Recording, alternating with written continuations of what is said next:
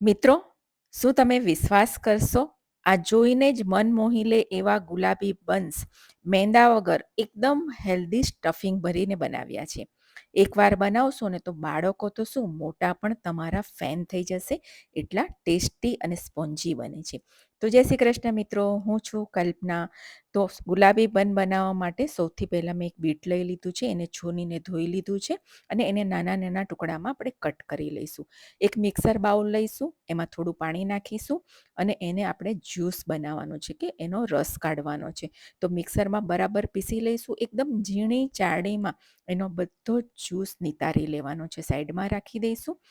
હવે ઈસ્ટને પલાળવા માટે એક કપ લઈશું, એમાં 5 કપ હુંફાળું પાણી નાખીશું, 1 મોટી ચમચી ખાંડ નાખીશું અને 1 મોટી ચમચી ડ્રાય ઈસ્ટ નાખીશું. મિક્સ કરીને સાઈડમાં રાખી દઈશું 10 મિનિટ માટે. લોટ માટે એક બાઉલ લઈ લઈશું, એમાં 1.5 કપ મેં ઘઉંનો લોટ લીધો છે. તમે અડધો મેંદો ને અડધો ઘઉંનો લોટ લઈ શકો છો. 2 મોટી ચમચી મિલ્ક પાવડર નાખીશું, સ્વાદ મુજબ મીઠું નાખીશું અને 2 મોટી ચમચી તેલ નાખીશું. એની જગ્યા પર તમે બટર લઈ શકો છો.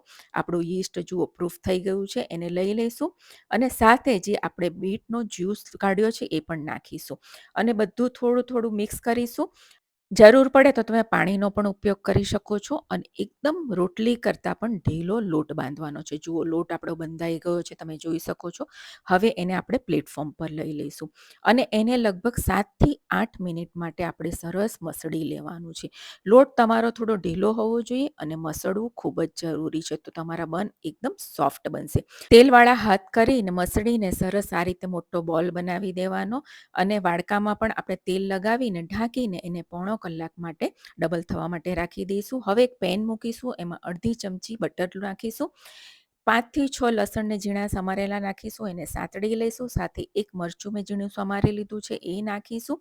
એક ડુંગળીને ઝીણી સમારી લીધી છે, એને પણ ગુલાબી થાય ત્યાં સુધી સાતડી લઈશું. પીળા, લાલ અને ગ્રીન કેપ્સિકમ એટલે કે બેલ પેપર, અડધો કપ સ્વીટ કોર્ન નાખીશું અને એને ફૂલ ગેસ પર આપણે સાતડવાના છે. હવે મેં અહીં 100 ગ્રામ પનીર લીધું છે અને નાના ટુકડામાં કટ કરી લીધું છે. સ્વાદ મુજબ મીઠું નાખીશું. 1 નાની ચમચી શેઝવાન સોસ નાખીશું, 1 નાની ચમચી મરીનો પાવડર અને 1 નાની ચમચી ચીલી ફ્લેક્સ નાખીશું અને બધું જ મિક્સ કરી અને 1થી 2 મિનિટ માટે ફૂલ ગેસ પર સાતળી લઈશું. આપણું સ્ટફિંગ રેડી થઈ ગયું છે. છેલ્લે લીલા ધાણા નાખીશું, ગેસની ફ્લેમ બંધ કરી દઈશું. સ્ટફિંગને બાઉલમાં કાઢી લઈશું અને ઠંડુ થવા દઈશું. જુઓ કલાક થઈ ગયો છે અને લોટ આપણો ફૂલીને ડબલ થઈ ગયો છે. એને પંચ કરી લઈશું અને આપણે એને બોર્ડ પર લઈ લઈશું. એને આપણે સરસ ગોલ બનાવી લઈશું અને 6 એક સરખા આપણે ભાગ કરી લઈશું. તમને જે સાઈઝના બન જોઈએ તમે એ સાઈઝના કરી શકો છો. મેં 6 કર્યા છે. એને સરસ બોલ કરી લઈશું. બધા બોલ થઈ જાય, ચોપિંગ બોર્ડ પર થોડા તલ નાખીશું અને બંને આપણે નીચેથી એને સરસ પ્રેસ કરવાનું છે, જેથી તલ સરસ ચોંટી જશે. હવે એને હાથથી આપણે સરસ ફેલાવી લેવાનું છે. તમે ચાહો તો વેલણથી વણી પણ શકો છો અને હવે એમાં 2 મોટી ચમચી આપણે જે સ્ટફિંગ બનાવ્યું છે ને એ ભરવાનું છે અને એને ઉપરથી આપણે આ રીતે સીલ કરી લેવાનું છે. સીલ કરતી વખતે ધ્યાન રાખવાનું છે, પ્રોપર સરસ સીલ થવું જોઈએ. અને જુઓ આપણા બન બનીને રેડી થઈ ગયા છે. જોવામાં જ કેટલા સરસ લાગે છે. એને આપણે ટ્રેમાં લઈ લઈશું. બેકિંગ ટ્રે પર મેં બટર પેપર લગાવી લીધું છે. હું તમને બીજું પણ બનાવતા બતાવું છું. તલને આ રીતે સ્પ્રેડ કરી લઈશું ને હાથથી બંને ફેલાવી લઈશું. સ્ટફિંગ નાખીશું અને ઉપરથી આપણે સરસ સીલ કરી લેવાનું છે. આ જ રીતે આપણે બધા જ બંને વાળી લેવાના છે. તમને જે સાઈઝ પસંદ હોય નાના મોટા તમે એ રીતે કરી શકો છો. હવે એને ઢાંકીને આપણે અડધો કલાક માટે ડબલ પ્રૂફ માટે રાખી દઈશું. અડધા કલાક પછી દૂધ આપણે બ્રશથી લગાવવાનું છે, એનાથી એનો કલર પણ સરસ આવશે. બધા જ બન પર આપણે બ્રશ કરી દઈશું.